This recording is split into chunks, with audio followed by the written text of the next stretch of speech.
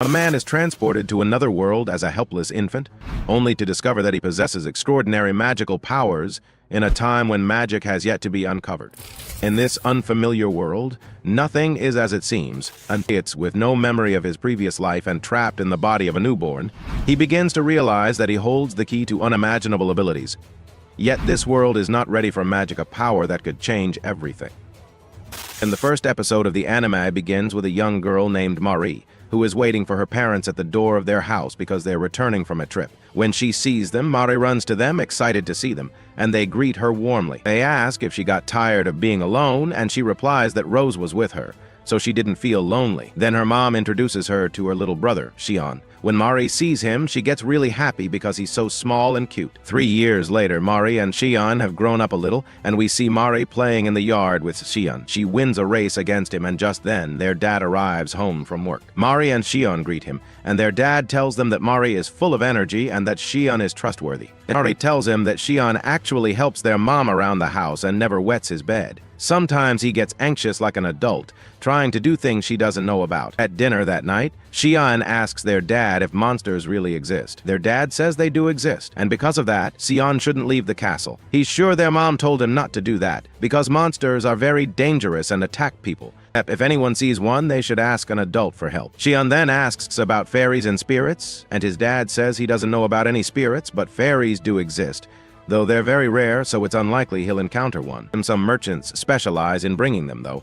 Shion asks one last question about magic and whether it exists in their world. His dad doesn't understand and asks him to explain what he means. Shion talks about fire, water, air, and light magic, saying he can create many things from nothing. His dad is confused, though, since he's never heard of magic like Shion describes. Even though their dad is very knowledgeable, he doesn't know anything about magic. He then asks where Shion learned about monsters, fairies, and magic, but Shion doesn't answer. Marie changes the subject because she notices Shion looks a little pale. 3 years later, Marie has grown up more and learned a lot of fighting. After finishing her training, she sits down to rest next to Shion. He asks her why she trains so much, and she replies that she's the older sister and, just in case anything happens, like monsters appearing or something similar, she needs to be ready to fight to protect them at home. Even though the training is really tough, she loves it. She wasn't very smart, but she's really good at physical things. At night, Marie and her friend Rose head to the lake. Marie has been training a lot, and Rose is amazed because she's been doing this all day without feeling bored. Marie asks Rose to spar with her, but Rose refuses because she's tired from helping her grandfather. Rose then asks her about Shion,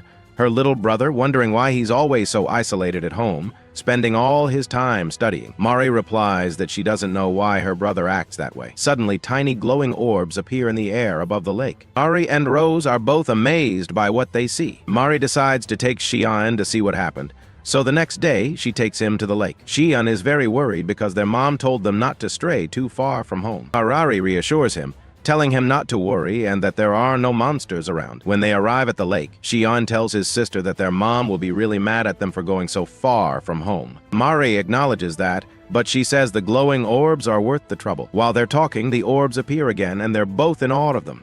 Shion asks her if their parents know about this, and Marie replies that they do. She brought them to the lake the first time she saw them, but something strange happened. They couldn't see the orbs. Marie was a bit worried that Shion couldn't see them either. She wondered if only adults couldn't see them, or if some children couldn't see them either. The orbs blinked and disappeared for her, but some children saw the full lights. Shion thinks about what she said, considering that the orbs might be related to magic. Marie continues, explaining that magic creates light, and that could be the case here. Afterward, they head home, and Shion thanks his sister for taking him to such a beautiful place. The next morning, Shion and Marie have breakfast together and hurry to the lake. They prepare to spend the day there until sunset. But Shion feels really tired because he hasn't trained enough, and his body is very weak. Marie tells him that he doesn't train enough, which is why his endurance is so low. She assures him there's still plenty of time before sunset, and they want to do something. Shion replies that he wants to investigate the lake. He wants to know where the glowing orbs come from and whether they're linked to something living in the lake. If they don't investigate properly, they'll never find out exactly what those orbs are. Marie responds, saying, "I don't understand, but if you say so, it must be true." Shion then tells her, "First, let's fill these 3 buckets with water from the lake. We'll put sand and rocks in one, aquatic plants in another, and fish in the last one." Marie does what Shion asks, and then they start fishing. However, Mari feels sad because they haven't caught anything. Xian comforts her, saying, I was just thinking about how happy I am to have you with me. And he thanks her for always doing everything with him. Mari replies, I'm free and I insisted on doing this. It's natural for me to help you with it. If something like magic exists, I want to see it too. Xian tells her, that's why we're here. It would be wonderful if magic existed. If it does, you'll be the first to know. Suddenly, the fishing rod catches a fish, and Mari quickly pulls it out. It's an Itten trout. Rose arrives and asks what they're doing here, and Mari introduces them to each other. Mari says, we're fishing. Rose then asks Xian, can you see the glowing orbs? It's a strange phenomenon, don't you think? But it's so interesting. You came here because you want to know more about the glowing orbs. Mari answers, they're so beautiful that sometimes I come just to see them. Xian then asks Rose if she knows where the glowing orbs come from. Rose replies, no, I just enjoy looking at them. At night, the orbs appear again, emerging from the lake. Xian and Mari then descend into the lake to discover what's there. The glowing orbs start to come out, and when Xian touches them, they feel warm and ticklish. He places his face near the water, but it's so dark that he can't see anything. The glowing orbs are coming from something that lives beneath the water. It's not a plant. I think it's a creature that moves, because the spots from which the light comes are shifting. But I don't know what kind of creature does that. Afterward, Xian thanks Mari for helping him. She replies, we're family, we don't need to thank each other for every little thing later. Rose comes over with another fish and Itten trout female. Mari and Xian are both surprised. Mari says, it's common to catch the males, but the females are usually in deeper water. But since it's the breeding season, they swim into shallower waters. I heard that many people fish for them. After that, they place the fish in the buckets, and suddenly glowing orbs start to emerge from them. Xian explains, this is courtship behavior. The glowing orbs are part of the Itten trout's courtship display. Rose tells him, it's the way the male signals to the female that they should mate and start a family. The scene then shifts to the castle, where Xian thanks Mari for helping him once again. Mari responds, I'm always here with you and we help each other. Xian hugs her and a magical energy bursts from him, glowing orbs from the courtship display of the Itten trout. And he says, I watched them so closely that the display imprinted on me without me even realizing it. Xian then declares, magical energy is real. Magic doesn't exist in this world, but that's only because the techniques called magic haven't been invented yet. This is starting to get interesting. And from here, my story begins. Is in this world, I was reborn, and I will create magic. But the episode ends with this revelation, and the narrator says, stay tuned for the upcoming episodes. If you liked this video, don't forget to subscribe and hit the bell icon so you'll get all the latest updates. The episode starts with this guy sitting in his room waiting for the clock to hit midnight so he can turn 30. He's super excited and hyped because he believes that men who aren't married by 30 gain the ability to use magic. He's all like, this is it. I'm gonna find out for myself. So he tries to use magic, but nothing happens. He's furious, like really mad. It finally hits him, magic doesn't exist, and this world is just plain boring. He decides to call it a night since he's got work tomorrow. But as he's heading to bed, he suddenly feels this intense pain in his chest. He freaks out because, he doesn't want to die. But well, he does. Right before he dies, though, he remembers everything, how he was so sure magic was real, and how it's just not. Then bam, he gets summoned to another world and becomes Xian, a young boy. We see Xian in his room, talking to himself about the past 3 years. He's been super down during this time, like really hopeless. He studied and acted like everything was fine, but deep down he was still obsessed with magic.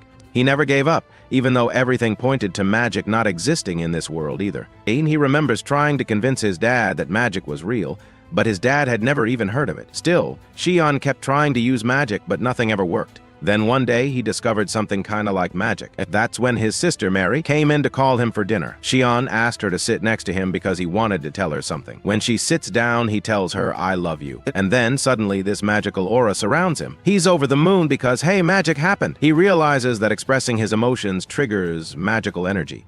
But then it hits him he's gonna have to do this every time if he wants magic to work. Mary gets mad at him, though, because he's treating her like a doll and lying to her. And that's when things get real. He told her that he never lied to her. The flirting thing? Yeah, it really did trigger the magical energy before, and that's why he told her about it. He wasn't lying, it's just the truth. Mary understands this and forgives him. Then she asks if he knows anything else about this magic. Xian replies that it seems like the magical energy is released when he expresses his emotions, but he doesn't think it's limited to just that. He decides to tell her again that he loves her, explaining that expressing his emotions helps him become more aware of them. He embraces his strong feelings and says, I love you once more. The magical aura appears again, and Mary is amazed by what she sees. But Xian tells her this isn't practical and doesn't really serve any purpose still. The phenomenon doesn't make sense based on common knowledge. He explains that it's similar to what electric eels do. They have something called electroreceptors that let them sense electric fields, and they also have a special organ in their body to generate electricity. In this world, humans might have something similar, an organ that allows them to sense or produce magical energy, which he believes is the heart. Right now, he calls the state where magical energy is released the magic-charged state. Mary tells him that he seems really happy, and it's the first time she's ever seen him like this. And a month passes since Xian first achieved the magic-charged state, and during that time, he learns several new things. To achieve the magic-charged state, he needs a certain level of strong emotions, but maintaining that emotional intensity is really tough. There's a limit to how many times he can enter the magic-charged state in a day. When he uses up all his magical energy, he falls into a state of extreme laziness and loses all motivation. If he completely drains his magical energy, his total capacity increases slightly the next time. Like light orbs, the magic-charged state can't be seen by people who don't have the ability to use magic themselves. Those who do have the ability can see it, and also feel warmth when they touch it. And finally, the biggest challenge, he still can't create light orbs. Xian wants to figure out the limit of magical energy a person can produce. He thinks, if I can make myself glow with the amount I currently have, increasing my maximum capacity won't help, unless it lets me use more at once. And he experiments by making trout fish glow, then sends out light orbs. Later, we see Xian's body glowing as he tries to move the magical energy to his hands. It's incredibly hard because thinking about emotions brings joy, but logically focusing on his right hand requires a completely different mindset. He reasons, if I gather all the magical energy in my right hand, I'll feel amazing. Finally, his right hand starts glowing. Xian slams it into a wall, but it hurts a lot. He thought he'd gained the power to destroy things. The bright red light was intense, but it didn't have the destructive force he expected. Determined, he decides to keep training, gathering magic until he completely depletes his energy. Early the next morning, Xian, Rose, and Mary prepare to train with their father. Their father informs them that all three will practice swordsmanship today. He warns them, don't lose focus. Even wooden swords can kill people. And remember, humans aren't the only threats you might face. You'll encounter monsters everywhere when you leave the city. Anne feels disheartened because he doesn't want to train with swords. He'd rather focus on mastering magic. He's visibly exhausted, and his father tells him, you're not fit for sparring today. Rose, on the other hand, excels during training. Then it's Mary's turn. Her father trains her while saying, you're not bad, but your movements are too big. Keep practicing and stay active. The scene shifts to Xian's room, where he's trying to use magic with his hands again but fails to make anything happen. Frustrated, he decides to stop and rethink everything. Just then, his father enters the room and tells him they're going to Astoria. Xian immediately wants to go. We learn that Astoria is a city in the Aten region and the closest medium-sized city to their home. When they finally arrive in the city, their father instructs them, we're here to shop. Stay close to me and don't wander off. Xian feels disappointed, as he was hoping to search for clues about magic. He thinks, when I grow up, I'll visit the city on my own to find what I'm looking for. They walk through the city, shopping and exploring. At one point, they enter a sword shop. The shopkeeper greets them warmly, saying, I'll get you whatever you need. He retrieves a sword and hands it to Mary, who is overjoyed with it. Later, they return to the manor, and we see Mary looking sad because Xian doesn't have a sword like hers. Xian reassures her, I'm younger than you, and I don't want a sword, but I do need your help with other things. As Xian reflects on their visit, he notices a shop with a familiar-looking sign. He's certain he's seen it before and wants to go in, but his father refuses. Xian realizes that this shop is a gene trader's shop. And with that, today's episode comes to an end. Stay tuned for the next episodes. If you enjoyed the video, don't forget to like, subscribe, and hit the notification bell to stay updated with all our new content. Our story kicks off with a lone man wandering through the dense forest. The sky began to darken and rain started pouring down, turning the air heavy and eerie. Something was off, like the world itself was holding its breath. He knew he had to get back to the village fast. Whatever was brewing out here didn't feel right. As he hurried through the trees, he spotted someone running toward him from a distance, stumbling like he was being chased by death itself. Before the man could react, the stranger collapsed in front of him, gasping and mumbling. His words were barely audible at first, but then they pierced the air. They got everyone. Everyone's gone. The man knelt down, gripping the stranger's shoulders. Who are you talking about? What's going on? The stranger, pale and trembling, whispered the words that would change everything. The ghouls. They've come. They're killing everyone in the village. And the scene shifts to Xian, a young man training with his magical abilities alongside his sister. Xian wasn't like anyone else. He'd unlocked a way to channel his power at a level that left even seasoned mages stunned. His sister cheered him on, her pride in his progress shining through. This time, he managed to sustain the energy flowing from his hands longer than ever before, the heat radiating from his body feeling warmer than it had in the past. "You've got this, Xian," she said, encouraging him, but Xian wasn't satisfied. He wanted more. He aimed his hands at a target, forming a blazing fireball. "Let's see how far I can push this," he muttered, unleashing the spell. His mind, however, was weighed down by other thoughts: mystical creatures, unexplainable phenomena, the invisible forces that seemed to shape their world. He even remembered that strange shop he'd visited with his father during a trip to the city. Suddenly, the scene flips back to reality. Xian and his sister descended to the lower levels of their home, where they found their father speaking with several villagers. The tension in the room was suffocating. "The ghouls have attacked," one of the men said, his voice shaking. "They've already killed so many? They're not just a threat, they're a nightmare." Xian clenched his fists. Perfect timing, he thought to himself. "Maybe I can test my magic on these ghouls, but what if they're stronger than I think? What if they're more than just mindless monsters?" Their father, the village leader, barked out orders: "Get the elderly, women and children to safety. Bring them here and don't let anyone leave." "No one? This is serious." Before leaving, Xian asked his father, "What are these ghouls? Are they smart? Strong?" His father shook his head. "No, they're as dumb as animals. They can't think.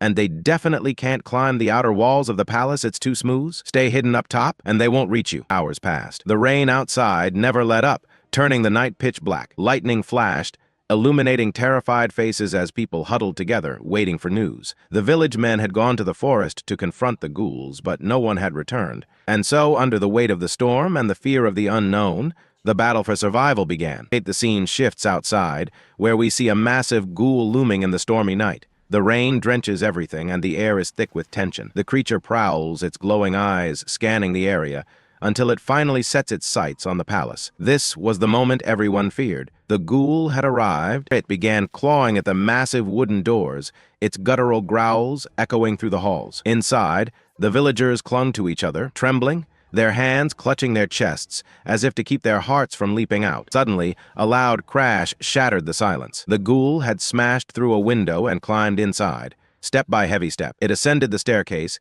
its claws scraping against the walls. Everyone held their breath. It was as if time had frozen. Then, with a deafening roar, the ghoul reached the room where they were hiding. It pounded against the door, each blow like a thunderclap, until finally the wooden barrier splintered apart. Xian's mother stood in front of the group, her arms spread wide. She had no weapon, no shield, but her instincts to protect her children gave her courage. Xian's mind raced. "This ghoul, it's smarter than I thought. It's mocking us. It knows it's far stronger. What do I do?" Before he could act, Mary stepped forward, sword in hand. "I'll fight it," she declared.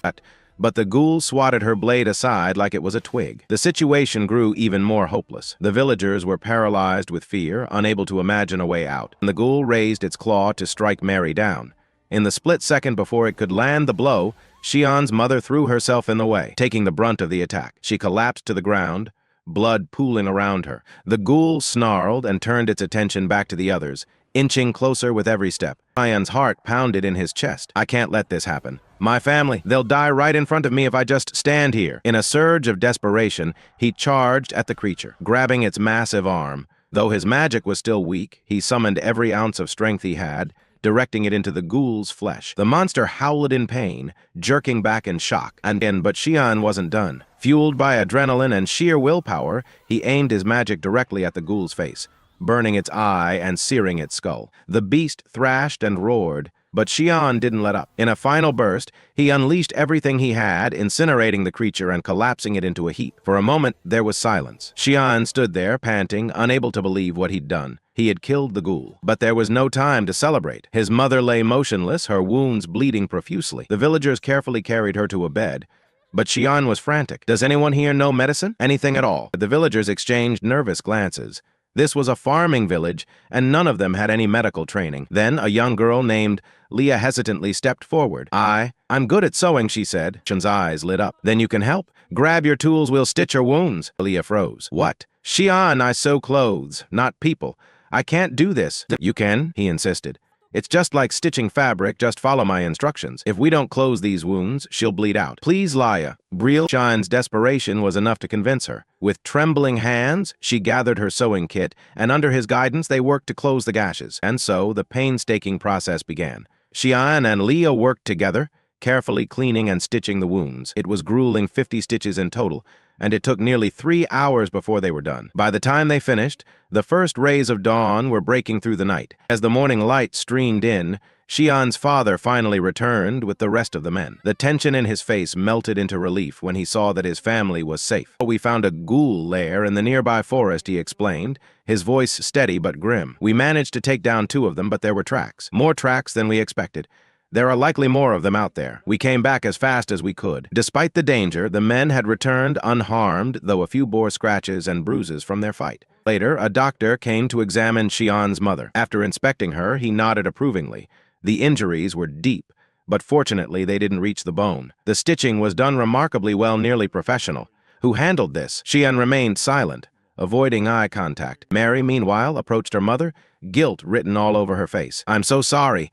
This was my fault. If I hadn't tried to fight." Her mother cut her off, her voice gentle but firm. "Mary, don't you dare apologize. You were brave and you tried to protect everyone. That alone is more than enough. You should hold your head high. I'm proud of you." Later, Shine's father pulled him aside, his expression serious yet curious. "The villagers told me what happened. The magic you used, the stitching you did. Where did you learn all this, Xian? How were you able to do things none of us could?" Xian hesitated, a flicker of his past life flashing in his mind. "Because I'm a 30-year-old Japanese man from another life," he thought to himself. "But there's no way I can say that out loud." Instead, he shrugged and replied, "I don't know, Dad. It just came naturally, I guess." His father studied him for a moment before asking, "And the ghoul? The burns on its head, was that magic? What exactly did you do to it?" Xian sighed, realizing he couldn't dodge this question. "It was magic, yes, but Dad, if I told you the whole truth, would you believe me?" His father placed a hand on his shoulder, his grip firm. "Xian, I've raised you to always tell the truth. If you say it, I'll believe you." Xian looked into his father's eyes, the weight of his secret pressing down on him. For now, he decided to keep it buried.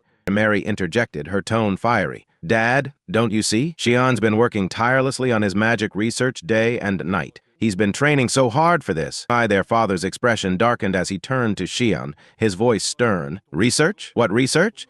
You're acting like some grown man in a child's body. I never imagined you'd do something so reckless. Listen to me, Xian. Never speak of this magic to anyone, do you understand? If word gets out, terrible things could happen. People don't take kindly to those who are different. They might shun you, exile you from the city. Stop your research. Magic is far too dangerous." Mary, refusing to back down, shot back. "How can you say that, Dad? Don't you realize it's thanks to Xian's skills that Mom and I are alive? How can you call it dangerous when it saved our lives?" Her father sighed deeply, his worry etched on his face. "Mary, you don't understand. Yes, this power can kill ghouls and beasts, but it can also destroy much more. It's unpredictable. I'm terrified for him." Xian's gaze dropped for a moment, but then he looked up, his resolve hardening. "Dad, I hear you. I understand your fears, but I'm sorry I can't stop my research. I need magic. It's more than just power to me. It's my dream. If I give it up, I'll feel like I've lost my purpose." He took a deep breath and continued. "I know this could make me an outcast. I know people might mock me, reject me. If it comes to that, you can even disown me and kick me out of the house.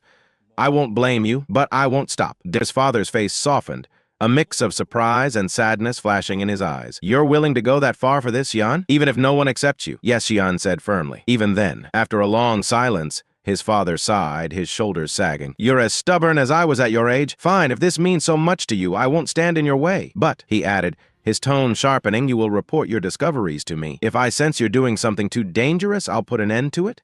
"Agreed?" Xian's eyes welled with tears. He tried to hold them back, but they spilled over anyway. "Thank you, Dad. Thank you so much." His father placed a firm hand on Xian's shoulder. "Don't cry, son. Hold your head high. I opposed you because I was afraid for you. But if this is your path, I'll help you walk it." And so, this chapter of Xian's journey came to an end. But the story is far from over. Stay tuned for the next episode. And before you go, don't forget to like this video and subscribe to our channel so you won't miss what's coming next. See you soon. Our episode begins with Warrid and Xian as they light a fire together. Warrid is always by Xian's side, sharing everything with him. This time, Xian tells him he wants to experiment with something using the gathered magic.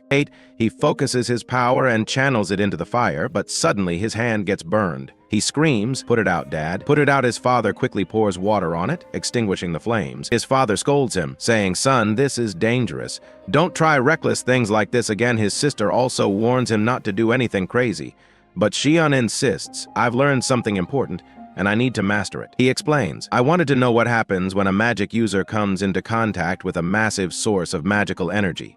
I realized this when I faced the ghoul. But there's another thing: what happens when magical energy interacts with a natural phenomenon? That's why I wanted to test it myself. The result you just saw, the red flames turning blue, was caused by my concentrated magic. I believe this phenomenon occurred due to the fusion of the fire and magical energy." His father, despite not being able to see magical energy, is stunned. "Even though I can't see magic, after witnessing this today, I can't help but believe it. I saw the blue flames with my own eyes." "Shion, you were telling the truth all along." Shion smiles and says, "I owe everything, after God, to my sister and to you, Dad. Without you, I wouldn't have made progress in this field." He then thinks about casting fireballs, realizing that it will be extremely difficult. Still, he is determined that one day he will be able to do it. The day had been long, marking the true beginning of his magical research. His father stayed by his side, encouraging him while holding water ready in case anything went wrong. Shion repeated the spell over and over, and his father quickly extinguished any flames. He gradually increased the fire's intensity, pushing himself until exhaustion took over. Seeing this, his father told him to take a break and went to get them a hot drink. But at that moment, Rose arrived and saw what he was doing. He told her he was training in magic with his father, Gwyn. She was surprised that he had told his father about it. He explained, "At first, he was completely against it. He strongly opposed me. But now he's by my side, supporting me. A father who is also a friend, isn't that the best thing ever?" He then thanked her for the day she stood by him, remembering how he had defeated the ghoul. She had been terrified for him at the time. She replied, "That's my duty. We survived thanks to your intelligence. If it weren't for you, the ghoul would have devoured us all." She then asked about Marie, since she was always with him. He told her she's been training non-stop. Day and night, meanwhile, we see Marie in the middle of intense training. She recalls the terrifying ghoul, which fuels her determination even more, driving her to become stronger and master the sword. Shion then talks to us about the energy he has gained.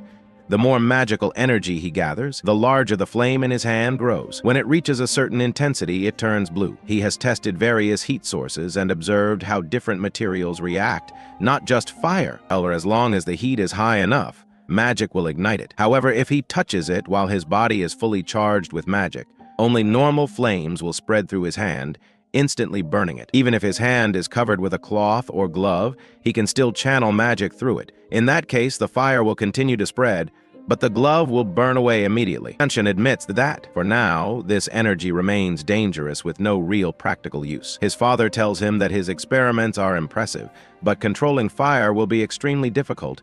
It seems that fire only responds to magical energy and nothing else. Shion then recalls the fish that could sense magical energy.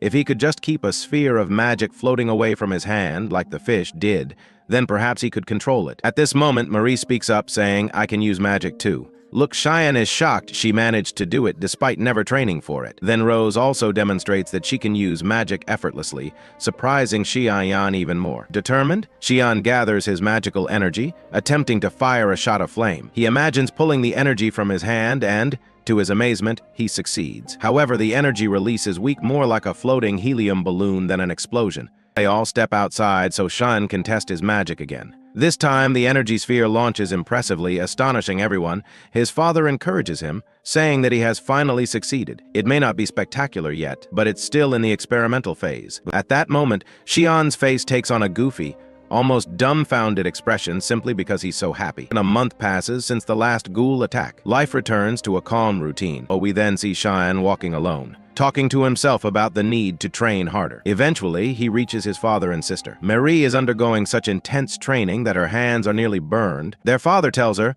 "That's enough for today," but she grips her staff again and says, "I'm fine, thank God. Training harder will only make me stronger." Their father insists, "Stop, my daughter, that's enough." And adds, "Marie, that's enough for today. Don't push yourself too hard." She finally agrees to stop, but she's visibly tense. She desperately wants to grow stronger as quickly as possible. A scene shifts indoors, where Shion talks to his father about electricity. He compares it to lightning and wonders whether any animals or plants naturally produce something similar. At talking to himself, he says, My research on flame magic has hit a dead end, so I've decided to put it on hold for now. It's time to take a different approach. My next research topic will be lightning magic. It makes sense to assume that magic will interact with electricity just as it did with fire. Sean, coming out of his deep thoughts, speaks with his father about his ideas. His father tells him that, as far as he knows, nothing like that exists. However, he suddenly remembers something someone named Grast once mentioned, a phenomenon similar to what Xian described.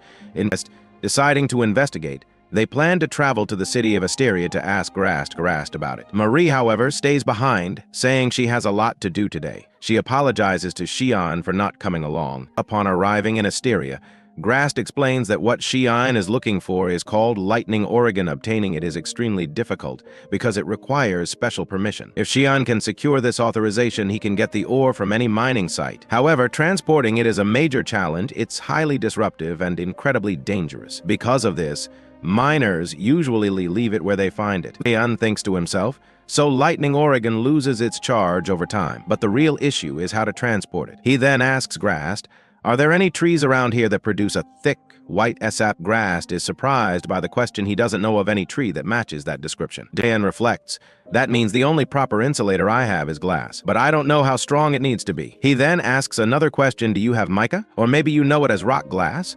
It's a mineral made of multiple thin layers that can be separated. It's transparent and looks similar to crystal. Grast nods. Oh, you mean paper crystal. He rummages through a box and pulls out a large piece of it. Sean examines it and thinks, mica is used in electrical insulation. Maybe this paper crystal can work the same way. But the real problem is, how do we refine and shape it? Seeing Xian lost in thought, Grast asks, you've been thinking for a while. What exactly are you trying to do? Tell me and I'll help you. Xian replies, I'll explain everything, but first, do you have a larger piece of this crystal? Grast tells him that he can find plenty of it in the trade district. However, a piece of this size costs around 4,000 realms, making it extremely expensive. Before Xian can even react, his father speaks up. We'll go there and buy whatever you need, no matter how expensive it is. Nothing is too valuable for you, Xian. Besides, you've never asked me to buy you anything before, so of course I'll get this for you. But if it turns out to be too costly, I'll let you know. Don't keep it to yourself, just tell me. Grast, hearing this, is amazed. Wow, what an incredible father you have. But the scene shifts to the bustling marketplace,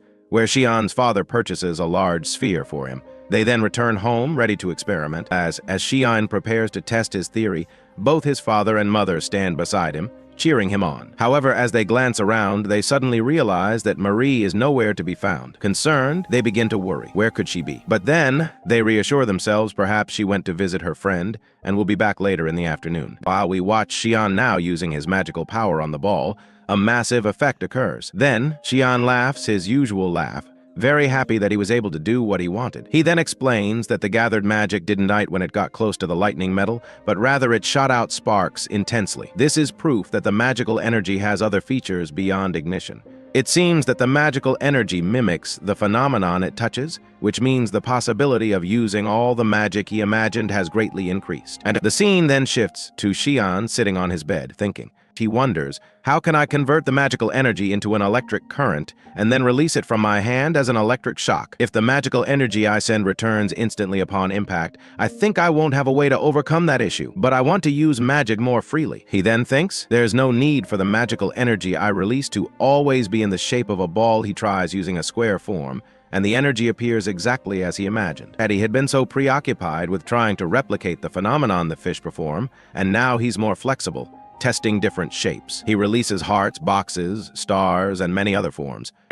He then enters his sister's room to share his discoveries, but unfortunately, he doesn't find her. Afterward, he goes outside to look for her and finally finds her practicing with the staff after dawn.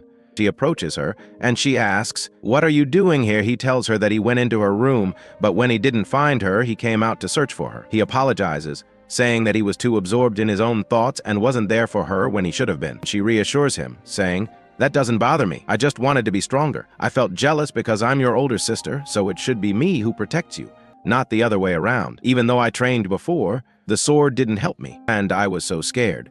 My hands were shaking when that monster appeared. I would have died if you hadn't saved me, Shine. I'm happy I'm still alive now, but I'm also angry at myself for not doing something. I wasn't supposed to protect you, but you protected me instead. Then she turns to him and says, I don't hate you at all. You're my little brother, and I love you now and forever. I'm trying to become stronger so I can protect you, Mom and Dad. I train more and more so I can have complete courage. She starts to cry, adding, "I remember seeing your face that day. You were so brave. But in the end, you risked your life for mine and for everyone else." Xian approaches her, hugs her, and says, "I'm so sorry, sis. I'll be with you from now on and encourage you just like you've always encouraged me." She cries a lot, and then magical energy forms between them. And this ends our episode today. Stay tuned for the next one, but make sure to subscribe to the channel and hit the bell so you get all the latest updates. The episode begins with Xian, his sister Mari, and their friend Emma chatting casually. During their conversation, Xian asks Mari to step back a little since he's about to conduct a magic experiment, and staying too close to the stone could put her in danger. Mari becomes visibly upset, thinking she's just getting in his way. But Xian denies this and reassures her that if she stands a little farther back, his magic research will be much easier. He then begins his experiments for the day. Up until now, he has conducted numerous training sessions, mainly focusing on altering the shape of his magical energy.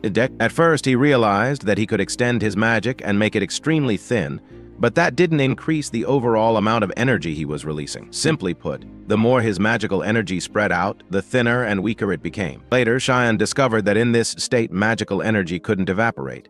This made him wonder what if he compressed it instead. He tried it, and the results exceeded his expectations. And by condensing his magical energy, he significantly enhanced the power of flare, leading him to name this ability Gas Flare. And when he attempted to harness electricity, however, all he managed to create was a small spark. It seemed that the amount of magical energy he was using was too little. The conclusion of his research was that he had gained the ability to release magical energy, reshape it, and control its form. And then gathered all his energy and directed it at the stone. However, the energy rebounded, hitting him back. Startled, he fell to the ground. Mari and Emma rushed to his side, worried about him, but he was unharmed. They asked him to explain what had happened, since they expected the lightning to shoot forward, not bounce back, and explained that magic is created by consuming magical energy, so it's natural for it to move toward the source of energy flow. When his magic touched the lightning ore, it was only natural that the energy flowed back toward him. He felt that he was on the verge of a new discovery, but he couldn't quite grasp it yet. He believed that magical energy had limitless potential, but he lacked the knowledge to fully understand it. More importantly, he lacked creativity. Everything had been progressing far too smoothly so far, making him almost believe in the illusion that the world itself wanted him to invent new magic. At that moment, Xian's father and Mr. Grast arrived to talk to him. His father mentioned the lightning ore Xian had collected and accused Grast of foolishly using his knowledge to extract it himself. Until now, harnessing lightning had been nearly impossible, but Grast had managed to obtain some of the ore, intending to turn it into a profitable business. Grast, looking genuinely regretful, interrupted, admitting that he had planned to make a fortune by smuggling the lightning ore without permission. Xian replied casually that there was no problem with that. Grast was stunned despite taking advantage of Xian's idea for his own benefit. Xian didn't seem to mind, but Xian's father interrupted, saying that wasn't the only issue. He then led Xian to a place filled with large amounts of lightning ore, all glowing intensely, even though it wasn't exactly a good light source. Grast explained that some people had bought it at first because it was unusual, but the demand didn't last long, and now he was stuck with all this ore. And he pleaded with Xian to come up with a way to sell it, explaining that he had been getting complaints about the loud, crackling noises it made. If he didn't do something within the next 3 days, he wouldn't be able to keep renting the storage facility. He had been smart and creative enough to transport the lightning ore now. He needed Xian to figure out what to do with it. Xian promised he would do his best to solve the problem, but admitted that he didn't have a plan yet, so Grast shouldn't get his hopes up too much. He then approached the lightning ore and asked why it had been arranged in this way. Grast explained that placing the raw stones together caused them to fuse into metal, and then asked whether the metal retained any electrical properties, or if the lightning still flickered upon contact. Instead of answering, Grast handed him a piece of iron and told him to test it himself. Xian placed the metal close to the ore, but nothing happened. It had transformed into metal and no longer behaved like raw lightning ore. Curious, Xian asked at what stage of the refining process the lightning had stopped reacting. Grast explained that it flickered briefly when broken apart, but stopped entirely when heated and melted. From that point on, the process was smooth and uninterrupted. Determined to see for himself, Xian decided to heat the raw ore. He extended his hand and conjured flames.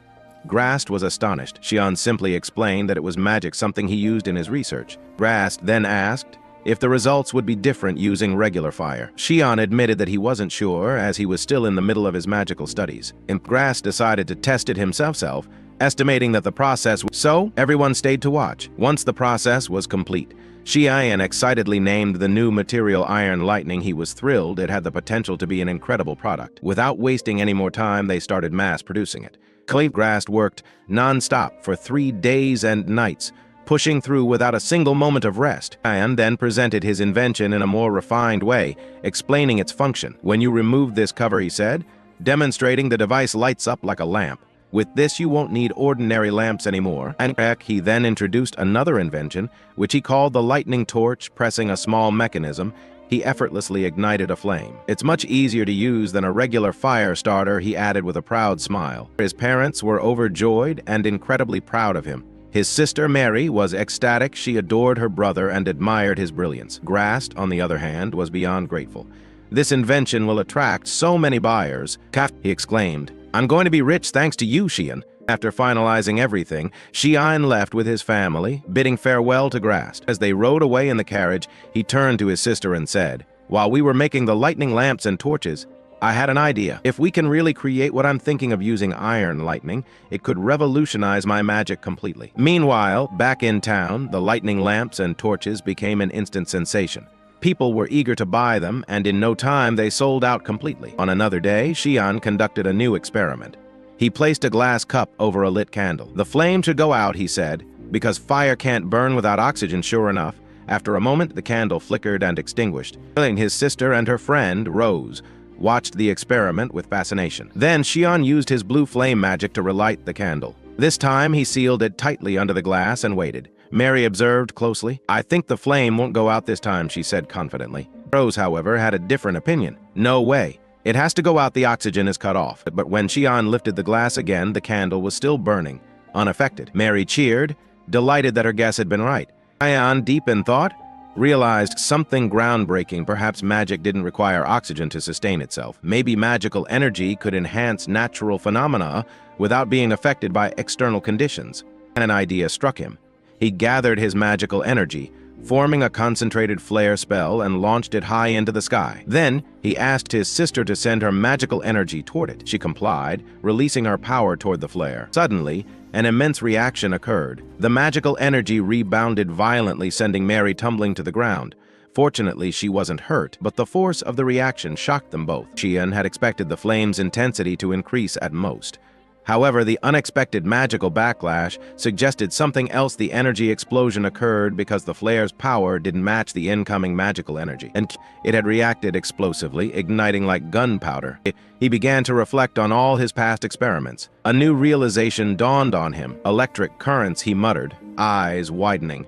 Without wasting a second, he rushed toward the lightning-infused rock formation. This is just like an electric current, he thought, his excitement growing. Then, Xian directed his magical energy toward the rock and said, "This isn't magical energy." The two girls were confused.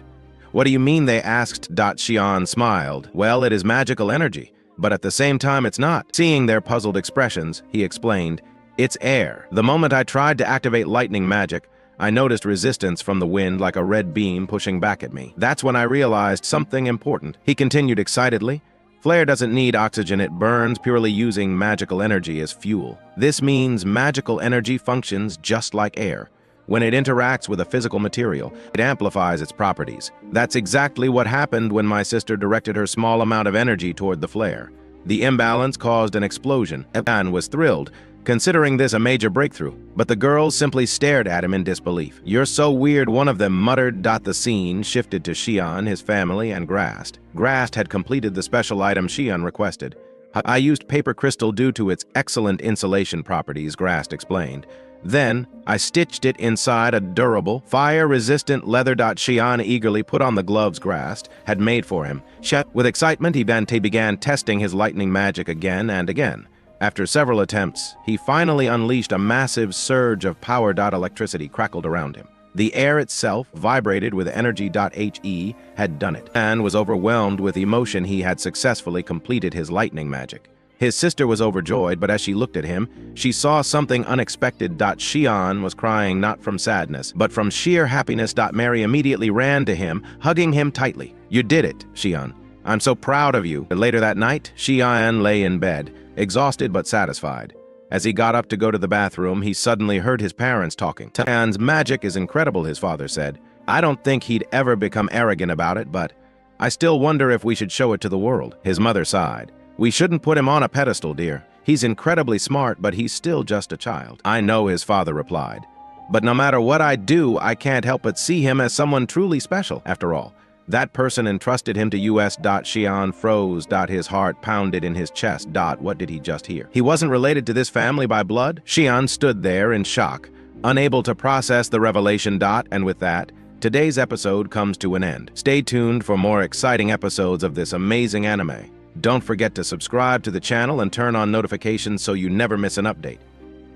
Xian, his sister Mari, and her friend Rose were together as Xian experimented with new, incredibly powerful spells. The two girls were amazed by his strength and congratulated him on his progress. He had increased the range of his spells significantly since he had gotten used to using Bolt. Xian thanked them for their support, and at that moment, he recalled his father's words. His father had once spoken about how special Xian was, partly because someone had entrusted him to their care. But Xian knew he wasn't actually Mari's brother, which meant they could potentially marry when they grew older. That night, Xian sat in his room, fully dedicating himself to testing compound magic. This type of magic amplified and concentrated magical energy when combined, and it was called harmonized magic. When synergy magic was merged with flare, it reached its highest levels, and when harmonized magic was used with Bolt, it resulted in its most powerful form. If magical energy touched flare, it created flare bomb. The next morning, Xian and the girls went to the river. Xian stepped into the water, leaving the girls confused about what he was doing,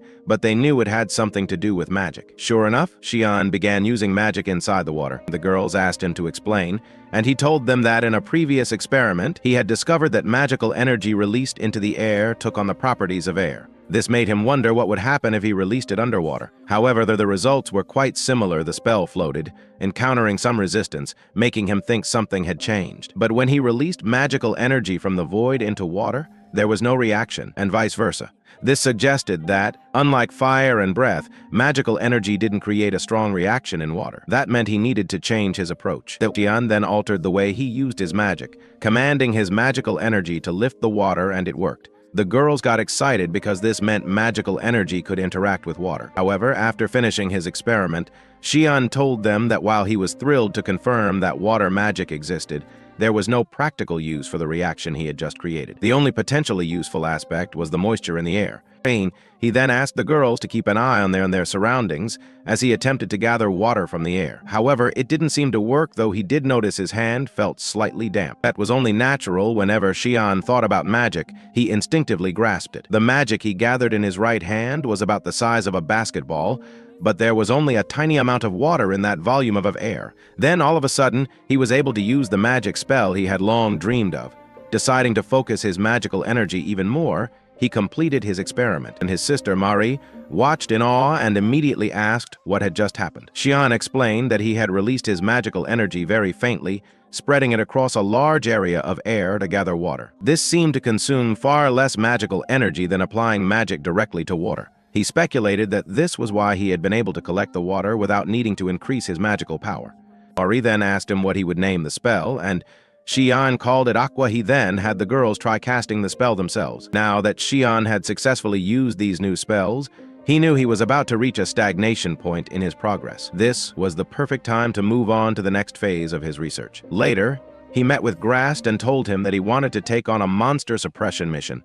He needed to test whether his magic was effective against monsters. Grast responded that he would have to register with the guild first. Then, turning to the girls, he told them they didn't have to accompany Xian to the guild. But Mari refused to leave her brother behind. She wanted to become strong like him so she could protect herself and others. Seeing her determination, Grast agreed to take them along. However, before they left, Xian begged him not to tell their father, and Grast took them to the guild, where he introduced himself and his rank. He then requested the guild to register the 3 children. But before anything could happen, Xian's father appeared. He told the guild receptionist that he would sponsor all 3 children with his special diamond rank status. The entire guild was astonished at the high rank he held. Xian's father then instructed them to proceed with their mission. Once they had all left the guild, The children apologized for acting without his knowledge. Xian then asked how he had found out they were going monster hunting. His father admitted that he hadn't known exactly what they were planning, but he had suspected something. Over the past few days, Mari had been avoiding eye contact with him and their mother when speaking, which was unusual for her. However, he never imagined they would attempt something as dangerous as hunting monsters without telling him. The children apologized again, but their father wasn't angry. He was actually relieved that they had been cautious enough to bring a strong and reliable companion like Grast. If anything went wrong, they had him for backup. There were never any guarantees in this world. He then told them that next time they should come to him first before doing anything reckless. Having high-ranking adventurers with them was the safest option, so this time he would personally accompany them on their mission. The scene shifts to the forest, where the group spots a pack of monsters. However, before anyone can react, Xian's father steps forward and takes them down one by one with astonishing speed. Both Grast and Xian are left in shock. Xian had never realized his father was this powerful.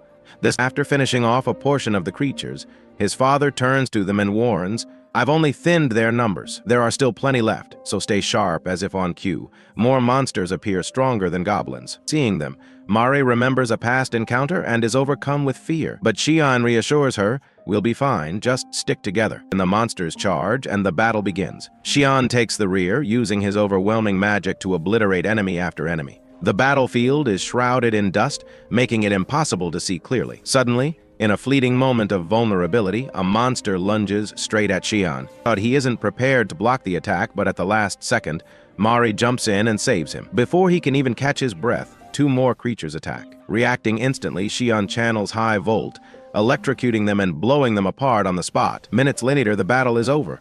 They have defeated every last monster. Xian's father and Grast finally step forward, clapping in approval. "You did well," his father says, clearly impressed. They had been watching from a distance, carefully observing their movements and strategies. Exhausted, everyone takes a deep breath. The fight was intense, and they are completely drained. Seeing this, Xian's father tells them, "Grast and I will handle collecting the loot. You all get some rest." As they sit and recover, Xian suddenly senses something strange coming from inside a nearby cave. Curiosity and instinct drive him to investigate. Though hesitant and a bit afraid, the group decides to follow him inside. Inside, a mysterious glow flickers in the darkness. As they cautiously move closer, Xian sees something incredible, a fairy trapped inside a cage. Without hesitation, they decide to free her. The moment they unlock the cage, the fairy flutters up into the air. Everyone watches in astonishment. This is the first time they've ever seen anything like it. Then, without a word, she vanishes into the distance. And the scene transitions to their return home, victorious and unharmed. Their mother greets them warmly in her own way, bringing them fresh milk. As they drink, she finally speaks. "I already know everything. Do whatever you want as long as it's the right thing and as long as you take care of yourselves." And with that, the episode comes to a close. Stay tuned for the next episode. But don't forget to subscribe and turn on notifications so you never miss an update. Xian begins the episode training in the forest, practicing his magic. He encounters a goblin and decides to test his wind magic. He creates high and low pressure zones, covers them with a magical membrane, and then increases their power, generating an extremely strong storm. He then directs it at the goblin, instantly killing it. Overjoyed with the effectiveness of his spell, he names it Blue. However, he realizes that activating it takes too long, even though it's useful in certain situations. After all, Blue's primary function isn't for direct attacks. At that moment, Marie and her friend Rose arrive, having just finished hunting goblins as well. Xian reflects on the fact that 2 years have passed since they started hunting monsters. Over the past 2 years, his ability to measure magical energy has improved significantly, and he can now gauge a person's magic power just by looking at them. He is now 10 years old, while Rose and his sister Marie are 12. Later, we see Xian and the girls wandering through the marketplace. Rose comments that the number of monsters has been increasing recently,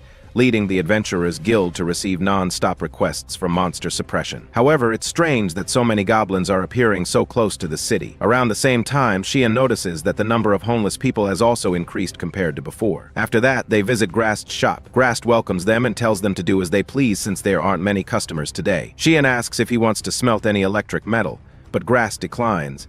Instead, he hands Sean the gauntlet he wears on his arm, which helps him use magic. Xian thanks him, and Grast tells him he has a bright future as both an adventurer and a mage. Xian confidently replies that thanks to their strength, they'll reach the silver rank soon. Grast is surprised, as he doesn't recall anyone their age ever achieving silver rank before. Rose then comments that she thought Grast and Sir Gawain had done so at a very young age. Grast explains that while they did hunt monsters at their age, they were never registered with the guild, as adventurers' guilds weren't as common back then. Cheyenne then puts on the gauntlet, and his sister Marie speaks to him, saying that she knows he can already use different types of magic, but what will he do once he can use even more? He replies that he wants to keep learning, mastering as many magical elements as possible. Marie then tells him that thanks to his magic, they've learned so much. Without it, they wouldn't have these electric lamps or been able to defeat the goblins in the forest. She realizes that the magic he discovered is truly powerful and wonders if it could be used for other purposes as well. After all, special abilities influence everything around them, whether for good or evil. The next morning, Shion trains with his father in their garden, practicing magic. To his father's surprise, Shion manages to defeat him. His father never expected him to use such a technique and asks how he did it. Shion answered that he directed air energy into the ground, increasing the air pressure inside until it created a hole. However, running while casting spells is exhausting, so he needs to train his body more. His father responded that both his movements and magical strategies were improving tremendously. He was particularly surprised when Shion used what seemed like an advanced version of blue just moments ago. Shion interrupted, explaining that he still struggled to control the spell, so it didn't always go where he wanted. However, he expressed his dream of being able to fly one day. At that moment, Marie arrived, eager to train with their father as well. She sparred with him, displaying incredible speed with her sword, but ultimately lost. Frustrated, she lamented that she always lost, unlike her brother, who seemed to win every time. Their father reassured her, saying that she would definitely be able to defeat him one day. Encouraged, Marie thanked him before returning to her training. Shion and his father continued talking. His father mentioned that, at 12 years old, Marie's swordsmanship could already be considered top tier. Her strength rivaled that of adults, and her physical abilities were extraordinary. Though she was still a child, it was clear she was exceptional. Shion suspected that this was due to magical energy. His father admitted that it was possible but told him not to worry about it. Later, Shion and Marie visited their friend Rose, who was working in the fields. They came to help, and Rose was grateful, as there had been a shortage of laborers. Excited, Shion and Marie eagerly joined in. Rose asked them to help get rid of pests attacking the crops, and together they worked until the task was finished. As the sun set, Shion and the girls discussed what to do next. Marie suggested they compete to see who could catch the most insects. Just then, the sky began to change, filling with strange clouds. They were caught off guard, unsure of what was happening. Suddenly, rain started pouring, and everyone ran for shelter. Out of nowhere, Marie collapsed, losing consciousness. Shion rushed to wake her, but she didn't respond. Panicked, they carried her to Rose's house, unsure of what to do. Their parents soon arrived, and their mother desperately called out to Marie. Slowly, Marie opened her eyes but remained unresponsive. Rose hesitantly suggested that it might be lethargy disease. Shion immediately understood this illness had been spreading recently in Istria. Rose explained that she had heard rumors about it when she went to the market. People had been collapsing suddenly, as if their strings had been cut, completely ceasing movement. They remained conscious but unresponsive, doing nothing but sitting there with vacant expressions. Since it seemed like a state of exhaustion or listlessness, the illness was named lethargy disease. They asked Rose how people could recover from this illness. She replied that she had only heard bits and pieces of information so far. No one who had fallen ill had recovered, and the cause remained unknown. No one truly understood the disease. Shion's father suggested they take Marie to a doctor in Istria immediately for an examination. He then instructed Shion to return home with his mother. However, Shion refused. He wanted to go with them. His father denied the request, explaining that the roads were far more dangerous at night, as the likelihood of encountering monsters increased. Shion insisted, arguing that although he was strong, they could be ambushed by monsters, and he wouldn't be able to protect Marie alone. He had to go with them. He may have been a child, but surely there was something he could do. Convinced, his father agreed to take him along. As they traveled, Shion glanced up at the sky and was startled to see it glowing a deep red. He immediately asked his father about it, but his father saw nothing unusual. He assumed Shion was referring to lightning. Suddenly, Shion noticed a pack of creatures racing toward them, blood wolves, known for their thirst for human blood. Shion quickly attempted to use his blue and aqua spells against them, but nothing happened. The sheer number of wolves was overwhelming. Just as suddenly as they appeared, the wolves withdrew, but an eerie sensation washed over Shion. Something was behind them. Alarmed, he urged his father to run. Something was coming. A chilling presence emerged from the darkness. Shion's breath caught in his throat as he laid eyes on the ghostly figure. He shouted for his father to look, but to his shock, his father couldn't see it. That's when Shion realized only those with magical energy could perceive the entity. Not only could his father not see the spirit, but he also couldn't hear Shion. The ghostly figure lunged for him, reaching out with its spectral hand. Reacting instinctively, Shion channeled his magic and hurled a spell at the apparition's hand. The spirit shrieked in agony as its limb ignited. It wasn't done yet. The entity darted toward the front of the carriage, its sights now set on Cheyon's father. Without hesitation, Xian launched himself forward with a powerful leap, placing his hand directly onto the ghost. In an instant, the spirit vanished into nothingness. Xian's father caught him before he could hit the ground, scolding him for being reckless. Xian defended himself, explaining that he had no other way to defeat it. His father sighed, but ultimately thanked him. If not for his actions, they might not have made it out alive. Pressing forward, his father questioned what that ghost-like being was. It resembled a human, yet it was unlike anything he had ever seen. He had only caught a glimpse of it when it got close enough. Regardless, they needed to hurry. There was no telling what else might be lurking in the darkness. Finally, they arrived at Dr. Alphonse's home. Upon stepping inside, they were met with a grim sight: numerous people suffering from the same condition as Maria. All of them had fallen victim to lethargy disease. Xian rushed to the doctor, pleading for him to examine his sister. The doctor, however, calmly explained that they would have to wait their turn. Xian's father, already frustrated from their long, rain-soaked journey, erupted in anger. "We traveled through a storm to get here, and now you're telling us to wait." But Xian placed a hand on his father's arm, trying to calm him. "Dad, everyone here is in the same situation as us. We don't have a choice." After what felt like an eternity, it was finally Marie's turn. The doctor conducted a thorough examination, and, as expected, diagnosed her with lethargy disease. Xian immediately asked the question burning in his heart: "How do we cure?" The doctor let out a heavy sigh. "Unfortunately, we haven't found a cure yet. The only thing we can do now is monitor the patients." Xian clenched his fists, his frustration boiling over. "Aren't doctors supposed to save people? You have to do something." He fell to his knees, his voice trembling as he pleaded. "Please, you have to help my sister. We promised each other that we'd help Rose with the fields next year. We can't break that promise." Tears welled up in his eyes, spilling onto the floor as he sobbed. His father knelt beside him, trying to comfort him, but Xian could only think of the times he had spent playing and laughing with his sister. And with that, the episode comes to an end. If you enjoyed this video, don't forget to hit the like button, subscribe to the channel, and turn on notifications so you don't miss out on anything new. They decided to stay in Estria for a while at Grast's house instead of returning to the village. Grast spoke with them to check on Mary's condition, knowing how difficult this was for them, and wished her a speedy recovery before leaving for work. At that moment, Rose arrived to check on her friend. As time passed, Mary remained unresponsive, no matter how many times Xian called out to her. Then Xian's father came to him, telling him that he wanted him to come along to meet someone who might be able to help his sister. However, Xian refused, insisting on staying by Mary's side. His father then asked if he remembered the invisible creature he had faced 4 days ago. He pointed out that during that time, more than 10 separate incidents had occurred where people were attacked and killed by an unseen entity. Most likely, it was the same monster they had encountered. There was no guarantee it wouldn't happen again. They had somehow managed to fend it off back then, which meant that Xian had what it took to fight the creature. But they didn't stop it. More people would fall victim to it. Xian, however, paid no attention to his father's words and firmly declared that he would stay here forever and never leave his sister alone. And his father then pressured him, asking if that meant he didn't care if someone else died because of the monster, and he was the only one capable of facing it. If the nocturnal beast attacked their city or village, it would be his fault. Xian snapped, yelling that this had nothing to do with him. Why did it have to be his responsibility? All he wanted was to stay by his sister's side because he was extremely worried about her. His father, with a pained expression, told him that he was worried about her too.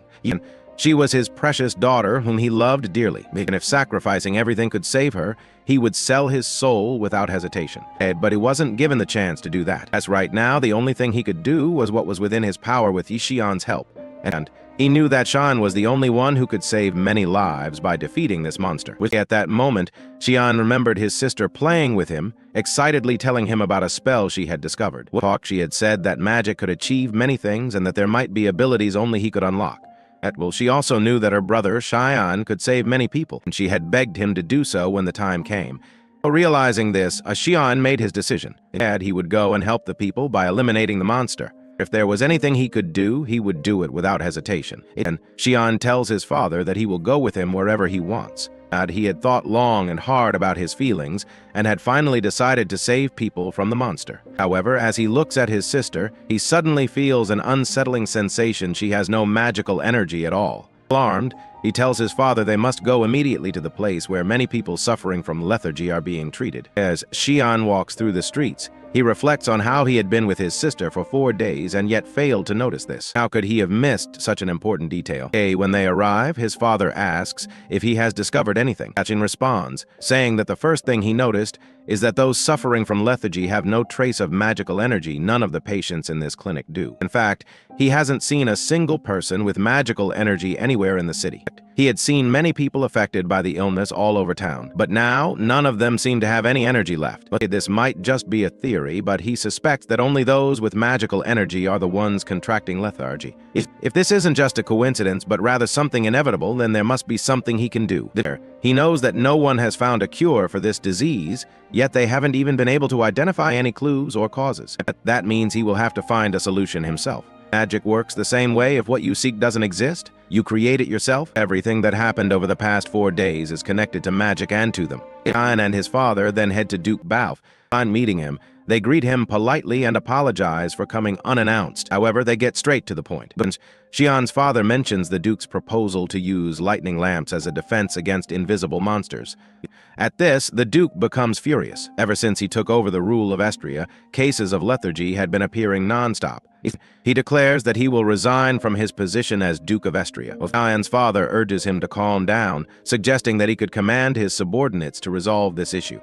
But the Duke responds that he is well aware of how the Merchant Guild attempted to monopolize the lightning lamps for themselves, but they managed to gather them from all over the city and supply them to the guards. He also knows that both the lethargy disease and the invisible monster are connected to magic and magical energy. Then, turning to Xian, he tells him that he knows about him well. His father has spoken a lot about him. Regarding this monster, it appears that, in addition to the lightning lamps, magic also has an effect on it. In that case, if they gather people who have a magical base, they might be able to defeat it. And, however, points out that this is extremely difficult. Learning magic takes time, and most people with magical energy have already fallen victim to lethargy. The Duke responds that medical research on the disease is progressing very slowly. He has a feeling that Xian has thoughts about lethargy that he isn't sharing, and then proposes conducting experiments on living organisms. The Duke, confused, asks what he means, and Xian explains that in a healthy person, magical energy naturally recovers when they rest. But those suffering from lethargy have lost their magical energy completely.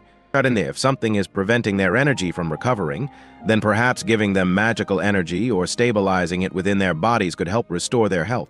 The Duke hesitates, saying that attempting to restore magical energy in those who have a natural magical foundation could be possible, but he feels that such an experiment would be extremely dangerous. And however, if he is unable to provide them with magical energy, those suffering from lethargy will not survive. And Xian reflects on this. The most important aspect of medical advancement is the number of patients who perish in the pursuit of progress. There is no need for idealism. It won't save anyone. That's why he is willing to endure any scandal if it means saving his sister. And he then tells Duke Balf that he will conduct tests on those with confirmed magical energy who are facing an inevitable death. Duke Balf agrees, granting Xian permission to conduct experiments on living monsters. Then, moreover, he provides him with assistants who are well-versed in medicine and monsters and promises to send soldiers to help fight the creatures. Xian realizes that he would never have received approval for this if he were alone. Yet, he is surprised that Duke Balf even believed the words of a child like him in the first place, especially since he had never seen magic with his own eyes. Later, Xian meets the assistants Duke Balf had sent. One of them, a man named Cole Alistair, introduces himself. He is an assistant to Dr. Alphonse, Xian's mentor. Cole speaks to Xian in a dismissive tone, saying that he initially refused to come here. He didn't have time for these games. But since it was an order from his master, he had no choice but to comply. And then, a young woman introduces herself as Ravina, the heir of Marquis Alfred Pearl, the ruler of Zevenlast in the Kingdom of Listia. She also serves as the commander of the 75th Division of the Estria Royal Guard. Ravina turns to Cole and asks him not to be rude to Xian.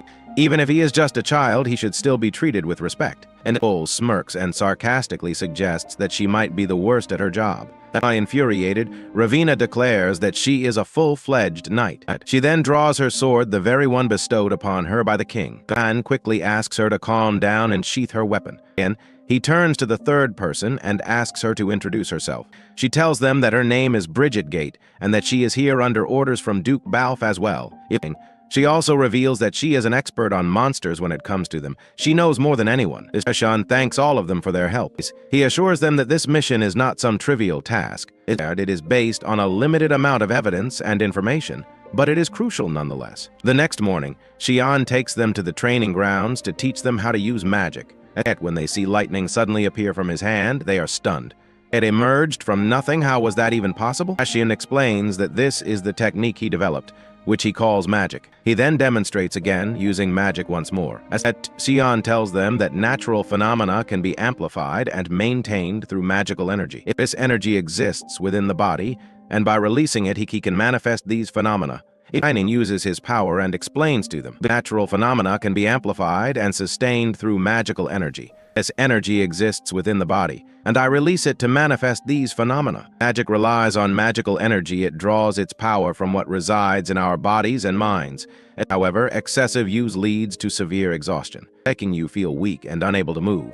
And these symptoms might even resemble. Cole interrupts. Are you talking about the lethargy disease? That scene transition the forest. The scene shifts to the forest, where we see Ravina struggling to walk due to the heavy armor she's wearing. Then Shinon comments Cole was supposed to head to the clinic for an assignment, so the three of us moved forward to begin our live experiments using monsters. And Ravina turns to Gate and accuses her, you set me up. This slope is obviously unnatural. Gate responds, I was asked to investigate the invisible monster. It might be connected to lethargy disease. Shinon interjects, it's unrelated. I've been searching for ways to supply patients with magical energy, but magic is dangerous. It can kill the creatures it's directed at. I've used it against monsters many times. When I channel my magic into them, and it interacts with their own magical energy and burns them from the inside.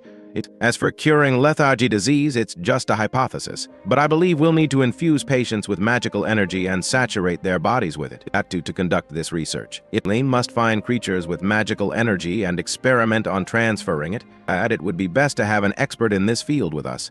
And then shifts the topic. As for the new invisible monster called Wraith, Kate suddenly gets agitated and asks, have you seen Wraith? Shinon replies, my father submitted a report to His Majesty. They are working on countermeasures, and that's why they summoned a monster expert like you. Kate's face lights up with excitement. Suddenly, a monster appears, leaving everyone stunned. Why is a goblin in a place like this? They usually live in massive dens. Ravina rushes forward, breaking her armor in the process, and charges at the goblin. And she declares proudly, I am pure, just, and proud. Now witness my true strength. But Shinon uses his magic and attacks, but his strike misses. He attempts to attack again, but notices something strange. The goblin is casting spells at an unusually rapid speed. They all strike at it, yet none of their attacks seem to have any effect. Ravina delivers a powerful slash to its neck, killing it instantly. Shinon, surprised, says, I didn't realize you were this strong. And Ravina responds, it's my first time seeing a goblin like this. I fought many ghouls in Zevonlast, but never goblins. Without that armor, taking down creatures like this is much easier. Shinon sighs, if you kill them, we won't be able to use them for our magical energy experiments. Episode end. And that's the end of today's episode.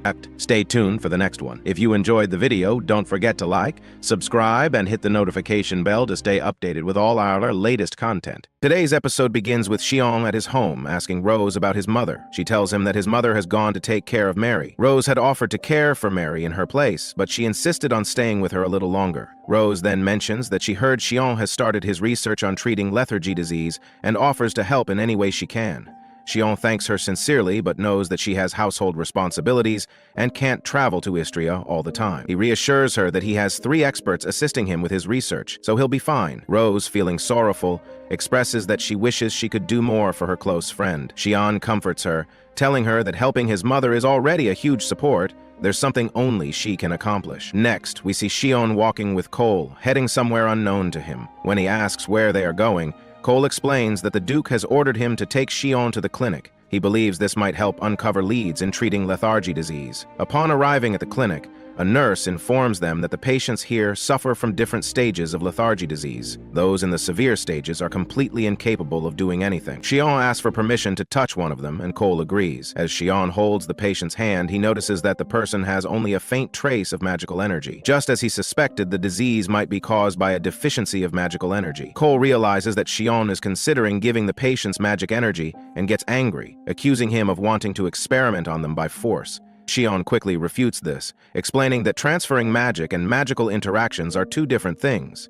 This time, he will simply infuse them with magic energy. They will only feel some light or warmth. Cole questions the benefit of this, arguing that if the patients lack magic energy, it won't help them. Cheyenne responds that if they never had magic energy in the first place, then there would be no benefit. However, lethargy disease affects those who once had magic energy, so this might not be meaningless, especially for those with mild cases. Cole acknowledges the logic behind Shion's reasoning. He then recalls how the patient reacted when Shion attempted to use magic on him. His pulse slightly increased, his eyes moved rapidly, and even his fingers twitched. While Shion was transferring magic, the patient's fingertips reacted as well. However, Shion is unsure whether this was a healing response or something else entirely. Cole tells him that their best course of action is to monitor the patient for a longer period and gradually increase the amount of magic energy provided. Shion realizes that Cole acknowledges his methods in treating the patients, meaning there could be some benefit in continuing the experiment. Just then, a nurse arrives, and as Shion tries to discuss magic, Cole quickly changes the subject. Afterward, Cole warns Shion not to openly talk about using magic to treat lethargy disease in front of others. The doctors are dedicated to studying conventional treatments, and if Shion claims he has found a cure, it will attract the attention of the medical community. Some might even try to obstruct their research. Before revealing his ideas to anyone, he must carefully consider what he should and shouldn't say to protect himself and others. He shouldn't expose his true thoughts so easily. Shion thanks Cole, appreciating his kindness and the way he always thinks about the patients. Cole simply responds that, as a doctor, it's only natural for him to prioritize his patients. Later that night, Shion visits his sister and holds her hand, intending to test his magic on her. However, he quickly stops himself, realizing he shouldn't rush things before the results of his experiments become clear. Meanwhile, Brigitte and Ravina are engaged in a battle against the monsters. After defeating them, Shion attempts to use his magic on the fallen creatures, but even the smallest amount of magic burns them completely. Their reaction is different from that of humans. Brigitte remarks that they might learn more if they test a larger dose on a human. We then see Ravina delivering the final blow to the last monster in the battle with ease. She comments that she hadn't expected a trap from the monsters in this place. It's a mysterious trap, so they must be cautious. As Ravina prepares to leave, Cheyenne stops her, insisting they aren't finished testing on live bodies yet. Cheyenne then returns to his sister's room, where Rose brings him a bowl containing fish for another experiment. When he attempts to use magic on them, they are unable to withstand the energy. Rose speculates that he must have released too much magic at once. Cheyenne admits that he did, but despite this, the trout remain unaffected. He wonders if magic could purify monsters but not trout, or if there could be a different kind of reaction at play. Rose, understanding that observing magical interactions requires a human subject, volunteers herself. She is the only conscious person with magical energy and will do anything to help cure Mary. Shion agrees to test his magic on Rose, but firmly instructs her to speak up immediately if she feels any pain or difficulty breathing. She must never endure it in silence. The most important thing is to identify any specific changes that occur. Shion begins the magic experiment and asks Rose if she feels anything. She replies that she feels a slight warmth. He increases the magical energy, but Rose still feels fine. Suddenly, she starts to feel her body growing slightly warmer. Shion continues counting and then informs Rose that this is the maximum amount of magic he can transfer at once. Prolonged energy transfer weakens him, so he wants to test transferring a small amount of magic energy over a span of 10 minutes. Rose agrees, and he takes her hand, reminding her to tell him immediately if she experiences anything unusual. Rose reassures him that she'll be fine. However, Shion hesitates and then tells her that next time he will have a doctor present to oversee the process. Having an expert with him would be much better. The scene shifts to Shion outside with his friends. He mentions that a month has passed since that night, and they haven't encountered any danger since. However, they still don't know if Wraith will reappear. He also finds it hard to believe that lightning lamps are actually working. Then, Shion turns to Brigitte and asks about the monsters in other territories. She tells him that nothing has changed. There haven't been any reports of new monster sightings. Shion is puzzled because Wraith has yet to appear. Brigitte explains that Wraith first emerged after the Ligray War. 1,000 years ago, all the nations united to fight against the demons in what became a legendary battle. The meaning of Ligray remains unclear. Some say it was the name of the leader who commanded the alliance against the demons, while others believe it was the name of a country that disappeared after the war. The scene then transitions to the castle, where the king is writing a letter summarizing their discoveries regarding lethargy disease and the new monster that has appeared since then. Day 90. The process of transferring magic energy to mild cases has been carried out. The confirmed results include eye twitching, slight reflex responses, finger tremors, and mouth movements. This can be considered significant progress. Day 135. It has been confirmed that transferring excessive amounts of magic energy leads to lethargy disease, It is now suspected that the disease is not caused by a lack of magic energy, but rather by a reaction to receiving too much of it. Day 210. It has been confirmed that a person's own magic energy gets replaced when they receive magic from another person. Day 209. Shion's magic energy is being depleted frequently, and he is searching for a way to increase his magic reserves. Day 350. No progress. Day 382. Still no progress. Until now, no further breakthroughs have been made. All they can do is hope that Shion can achieve results. They are still unable to confirm Wraith's presence. The scene shifts again to Shion, who is checking on his sister and the other patients. One of them shows visible improvement, and his wife tearfully thanks Shion for his efforts. Later, Shion is with Cole, who advises him to take a break since he has been pushing himself too hard. However, Shion insists that he's fine. Outside, we see Ravina and Brigitte walking together toward the house. When they arrive, they are warmly welcomed by Shion's mother and Rose. Shortly after, Shion's father arrives, and the whole family sits down to enjoy a meal together, sharing a rare moment of happiness, except for Maria, who is still absent. Noticing how exhausted Shion looks, his father suggests that he rest for a while, warning that if he continues like this, he will drain himself completely and won't be able to heal his sister. However, Shion reassures him, explaining that he has been researching magic all this time and has refined it to this level. To him, this isn't difficult. He fully intends to dedicate his entire life to studying lethargy disease. He vows to save not only his sister, but everyone suffering from it. Later that night, Shion sits beside his sister, holding her hand. He whispers to her that he will never give up. He will save her no matter what. But suddenly, something happens outside. Alarmed, Shion turns to Rose and urgently asks her to protect his sister. He rushes outside and is immediately met with a familiar sight. The same mysterious light he saw that night. As he looks up, his eyes widen in shock. Countless fairies fill the sky, glowing brilliantly in the darkness. And with that, today's episode of this anime comes to an end. If you enjoyed it, don't forget to subscribe to the channel and hit the notification bell to stay updated on all our latest episodes. Shion was at his sister Mary's house, taking care of her when he suddenly sensed something outside. Grabbing his lantern, he stepped out to see what was happening. A red light filled the area. It was the same ominous glow from the Night of Threats. His heart pounded. That night hadn't occurred in 2 years. Would it pass again, or was this just the beginning? As he processed the situation, 2 guards walked by, chatting about food. From their casual conversation, Shion realized they were unaware of the danger. Suddenly, right in front of them, the same ghostly figure that had appeared to him before emerged. Without hesitation, Shion lunged at it, trying to strike. The guards, utterly confused, saw nothing and had no idea what was happening. Wasting no time, Shion rushed to Duke Balf and reported what had happened, warning him that Historia and its people were in grave danger. The Duke's face tensed with worry, but there was no choice. They had to act immediately. He ordered the guards to increase patrols at the checkpoints, station more soldiers along the walls, and have the gatekeepers prepare lightning lamps. He also commanded the summoning of the Defense Corps and the distribution of special lamps Shion had designed, which were stored in the designated warehouses. However, Shion expressed his doubts. "I don't think the lamps alone will be enough to defeat the Wraiths. It might be best if I join the fight as well." Duke Balf nodded. "If we survive this crisis, we'll come up with a counter-strategy. For now, join the assembled defense units and help repel the Wraiths. You'll report to the Defense Corps and fight under the command of Lund." Shion immediately sought out Lund to prepare for battle. However, Lund was furious. "First, Balf forces those useless lightning lamps on us,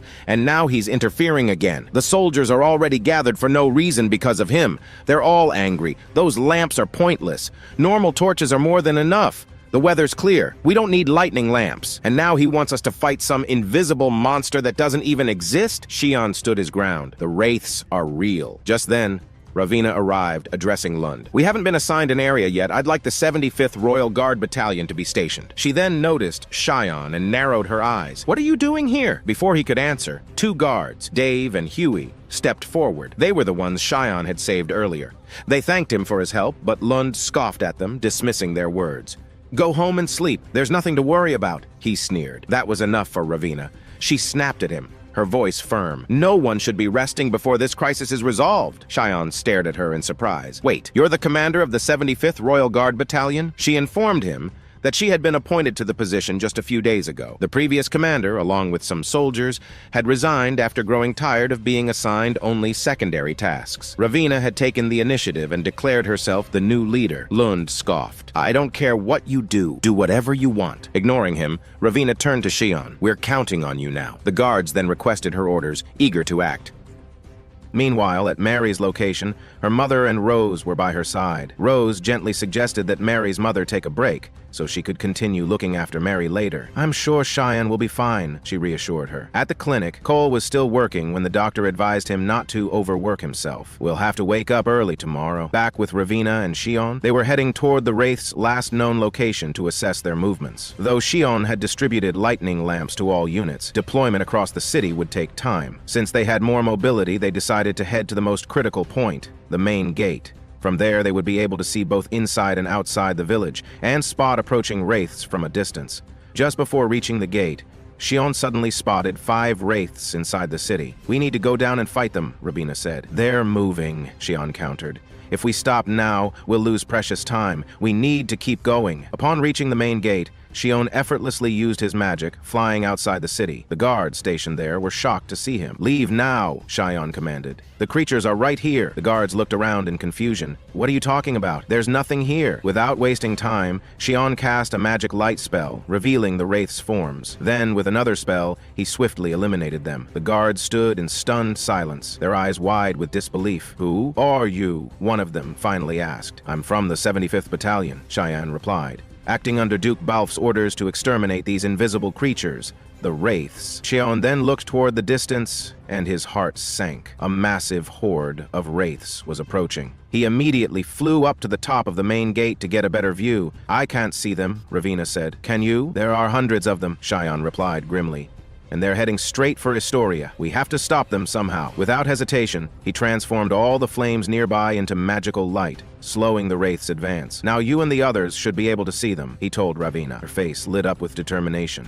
"Perfect! Now we can fight them properly. We are the 75th Royal Guard Battalion," she declared, drawing her weapon. "We will protect this place to the death." But the guards around her hesitated, fear gripping them. Could they really face such terrifying creatures alone? "We only handle side missions anyway," one of the guards muttered bitterly. Shier clenched his fist. "I'll handle this," he reassured them. At that moment, his mind flashed back to his training in magic. Maybe my reincarnation in this world and my magical growth were all leading to this moment. Then, the cursed creatures surged forward. Shion readied himself, unleashing a barrage of powerful magic attacks. Ravina joined him, striking at the monsters. "I won't let you fight alone," she declared. They fought side by side, cutting down enemy after enemy, until something strange happened. The magical flames extinguished. One of the creatures lunged at Ravina. A guard tossed her a sword, and she caught it mid-air, slashing the monster down before rallying the others to keep fighting. Meanwhile, Shion kept blasting spells at the beasts. That's when he noticed something odd. No matter how much magic I use, I'm not feeling exhausted like before. My mana isn't running out at all. Is this because of the Night of Threats? He murmured to himself. Since that night, cases of magical overexertion had been spreading, people collapsing from an imbalance of their own mana. If that's the root cause, then I have to survive this battle today. Then he saw it. The fairies. They were sacrificing themselves to extinguish the magical flames. Shion's expression hardened. He gathered an immense amount of magical energy and unleashed a devastating blast upon the cursed creatures, wiping them out in an instant. But then, an even larger horde emerged. "Fall back," Shion commanded. "Protect yourselves.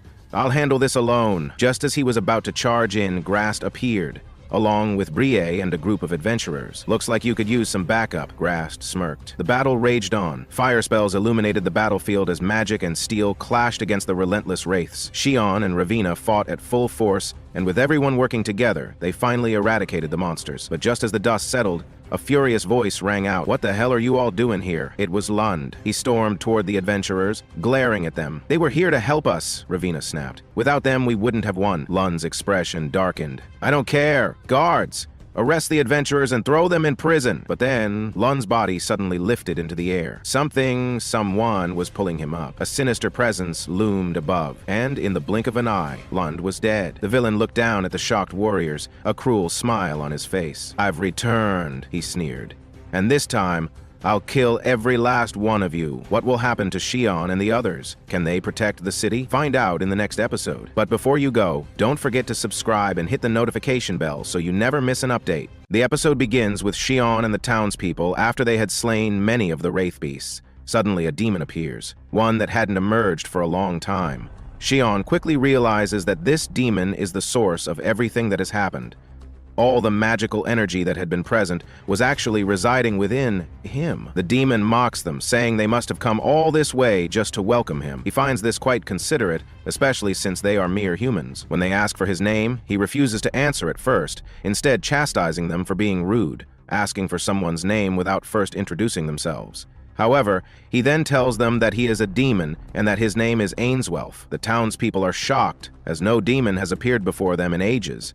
Ainswelf had been sealed away for a very long time, and now that he was free, he decided to kill them all. The guards attempt to fight him, but he uses his immense power to destroy a portion of the city, causing many civilians to fall to the ground. At that moment, Shion tells Bridget and Ravina to flee immediately. They stand no chance against this being. He explains that the Wraith Horde that appeared during the Night of Threat was merely a harbinger of this monster's arrival, and that the real battle is only just beginning. Just then, Lord Grast arrives and asks Shion about this man. Shion admits that he still doesn't know much about him, but the area around him is overflowing with magical energy. His power is tens of times greater than Shion's. Grast then orders the girls to find a safe place, insisting that he will kill the demon himself. The girls try to stop him, but Grast is determined. He cannot simply stand by and do nothing. He cannot face it. So he demands that Shion stand by and do nothing. Meanwhile, Ainswelf mercilessly slaughters the townspeople as if they were mere insects. Seeing this, Shion resolves to fight him. If he remains silent, everyone in the city, including his mother and sister, will die. Grast asks Shion to help him, and Shion agrees, explaining that he is the only one who can see Ainswelf's magical energy. Grast accepts this and tells the girls to focus on evacuating the townspeople. Ravina decides to go and rescue Dave and Huey so they won't suffer the same fate as the other guards. The girls hurry to evacuate the city while Shion and Grast discuss their strategy. Shion plans to confront the demon directly, while Grast circles around and strikes him from behind. This is their best chance to win. Shion is the only one capable of dodging Ainswelf's attacks. Grast urges him to be careful, warning that if anything happens to Shion, he won't be able to face his family. As Ainswelf continues his rampage, burning down houses and slaughtering more people, Shion uses his power to extinguish the flames. This catches Ainswelf's attention. He now realizes that Shion possesses magical energy, just like him. Focusing on Shion's face, Ainswelf begins to suspect that he may be a descendant of the Legrees, as he bears a striking resemblance to them. Shion couldn't understand what Ainswelf was talking about at all. The demon then told him that this was something from 1,000 years ago. Without further delay, Ainswelf decided to kill Shion, knowing that his magic was primitive and useless against him. Shion, determined to fight back, unleashed his power and struck Ainswelf, but nothing happened. The demon retaliated, striking Shion hard and sending him flying. Without hesitation, Ainswelf then cast an incredibly powerful spell aimed directly at Shion.